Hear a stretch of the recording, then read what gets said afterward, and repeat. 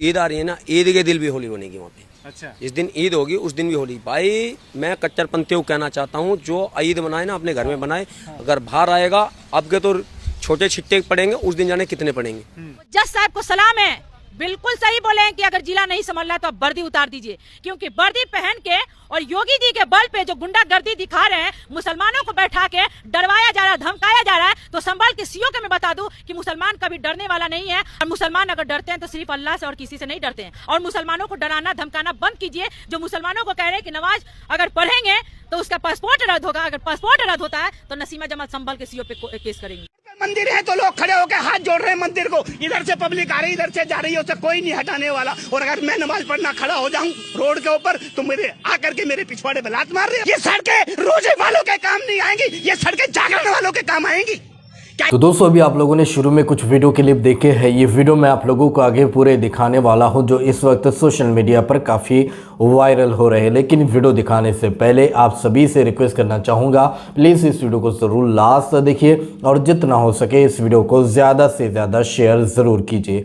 तो दोस्तों इस वक्त पूरे देश के अंदर ईद के नमाज को लेकर काफ़ी बवाल मच चुका है, और कुछ अंधभक्त, कुछ बजरंग दल के लोग ये कह रहे हैं कि हम इन लोगों को जो है ईद की नमाज नहीं पढ़ने देंगे। और साथ साथ पुलिस की तरफ से भी एक बड़ा बयान निकलकर सामने आ चुका था, जिसमें पुलिस का ये कहना है कि अगर कोई भी सड़क पर ईद की नमाज पढ़ता हुआ दिखाई देगा तो उसको तुरंत जेल के अंदर भेजा जाएगा और कार्रवाई की जाएंगी, यहाँ तक कि उसका पासपोर्ट भी जब्त कर दिया जाएगा अगर सड़क पर कोई नमाज पढ़ता हुआ दिखाई देता है। दोस्तों सड़क पर ईद की नमाज नहीं होंगी, ये बयान जो दिया था संभल के सीओ कुलदीप कुमार ने। तो कुलदीप कुमार को जज साहब ने फटकार लगाते हुए कहा है, तुम्हारे से कानून नहीं संभल सकता है तो तुम्हें जो है इस्तीफा दे देना चाहिए अपने पद से, और इस संभल से तबादला कर देना चाहिए अगर आप कानून व्यवस्था नहीं बनाकर रखते हो। इस तरह की फटकार जज साहब ने लगाई, और साथ साथ ये भी कहा कि मुसलमानों को ईद की नमाज में किसी भी तरीके से कोई दिक्कत नहीं होना चाहिए, कोई प्रॉब्लम नहीं होना चाहिए। तो मैं वीडियो क्लिप दिखाऊंगा, और इसी तरीके से कुछ अंधभक्तों का ये भी कहना है कि हम ईद वाले दिन जो है होली मनाएंगे। जी हाँ, ईद वाले दिन होली मनाएंगे। अब किस तरह से अंधभक्त जो है इन्हें बकवास कर रहे हैं, आप लोगों को मैं सबसे पहले ये कुछ वीडियो क्लिप दिखाना चाहूँगा। आप सबसे पहले ये वीडियो क्लिप देख लीजिए। जो ईद आ रही है ना, ईद के दिन भी होली बनेगी वहाँ पे। अच्छा, इस दिन ईद होगी, उस दिन भी होली। भाई मैं कट्टरपंथियों को कहना चाहता हूँ, जो ईद बनाए ना अपने घर में बनाए। अगर बाहर आएगा अब के तो छोटे छिट्टे पड़ेंगे, उस दिन जाने कितने पड़ेंगे, यानी कैसे कैसे छींटे पड़ेंगे। और वहाँ पे होली बनेगी, रात में भी बनेगी और दिन में भी बनेगी। लेकिन ईद के दिन होली क्यों? 20 की रात में वहाँ सब पहुँच जाएंगे और 21 में भी सब वहीं रहेंगे। लेकिन ईद के दिन होली क्योंकि उस दिन होली खेलने नहीं दी। उस दिन जो उसकी हत्या हुई उस दिन किसी ने होली नहीं खेली। ईद वाले दिन सब वहाँ होली खेलेंगे। जज साहब को सलाम है, बिल्कुल सही बोले हैं कि अगर जिला नहीं संभल रहा तो आप वर्दी उतार दीजिए, क्योंकि वर्दी पहन के और योगी जी के बल पे जो गुंडागर्दी दिखा रहे हैं, मुसलमानों को बैठा के डरवाया जा रहा है, धमकाया जा रहा है। तो संभल के सीओ के मैं बता दूं कि मुसलमान कभी डरने वाला नहीं है, और मुसलमान अगर डरते हैं तो सिर्फ अल्लाह से और किसी से नहीं डरते हैं। और मुसलमानों को डराना धमकाना बंद कीजिए। जो मुसलमानों को कह रहे हैं कि नमाज अगर पढ़ेंगे तो उसका पासपोर्ट रद्द होगा, अगर पासपोर्ट रद्द होता है तो नसीमा जमात संभल के सीओ पे केस करेंगे। मुसलमान को कोई शौक नहीं है कि वो मस्जिद से बाहर जाकर नमाज पढ़ेगा, उसे क्या शौक है? ये तो मजबूरी है।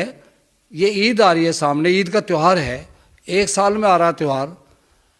भाई हर किसी को यह है कि तेरी नमाज ना चली जा, वो नमाज के लिए भाग के आता है। फ़कत ये है कि जगह कम पड़ जा तो वो कपड़ा बिछा के बाहर नमाज पढ़ लेते। भाई पार्टी की बात तो समझ में आती है, पार्टी बोलती है वोटों के लिए, उसे तो वोट चाहिए, इनको क्या वोट चाहिए? मंदिर है तो लोग खड़े होकर हाथ जोड़ रहे हैं मंदिर को, इधर से पब्लिक आ रही इधर से जा रही है, उसे कोई नहीं हटाने वाला। और अगर मैं नमाज पढ़ना खड़ा हो जाऊं रोड के ऊपर तो मेरे आकर के मेरे पिछवाड़े में लात मार रहे हैं। ये सड़कें रोजे वालों के काम नहीं आएंगी, ये सड़कें जागरण वालों के काम आएंगी। क्या ये चीज आप देख रहे हो भेदभाव नहीं है क्या? पत्रकार महोदय मैं आपसे पूछता हूँ, बताइए आप मुझे, कि मैं जानना चाहता हूँ क्या इस देश के नागरिक हम नहीं है?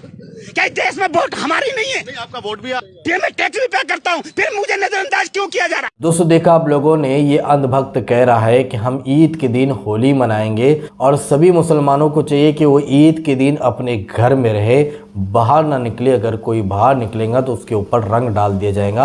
इस अंधभक्त से कहना चाहूँगा कि तेरे बाप का मुल्क नहीं है ये मुल्क, जितना हिंदू का है उतना ही मुसलमानों का है, उतना ही सिख का है, ईसाई का है, यानी हर धर्म के मानने वालों का है। और हमारा आइन, हमारा कानून हमें इजाज़त देता है अपने अपने मज़हब के हिसाब से तुम जो है अपने त्यौहार मना सकते हो, तुम्हें पूरी आज़ादी है। तो तू कहाँ की खेत की मूली है, तो हमें घर में ईद के दिन रहने की यानी अपील कर रहा है, तो तेरे बाप का मुल्क नहीं है। मुसलमान ईद के दिन जो है घर से बाहर भी निकलेगा, ईद की नमाज भी अदा करेगा और सड़क पर भी अदा करेगा। किसी में हिम्मत है तो मुसलमानों को रोक कर बताओ। तो दोस्तों इस पूरी वीडियो को देखने के बाद अब आप क्या कहना चाहोगे, आपके इस बारे में क्या राय, तो कमेंट में अपनी राय लाजमी बताइए। और इसी तरह की वीडियो पाने के लिए अगर आप लोगों ने अभी तक हमारे इस चैनल को सब्सक्राइब नहीं किया है तो इस चैनल को सब्सक्राइब कीजिए, बेल आइकन को दबाइए ताकि आने वाली हर वीडियो की नोटिफिकेशन आपको इस चैनल पर मिल सके। तो चलिए इस अगली वीडियो में मिलते हैं, जब तक अपना ख्याल रखिए, शुक्रिया।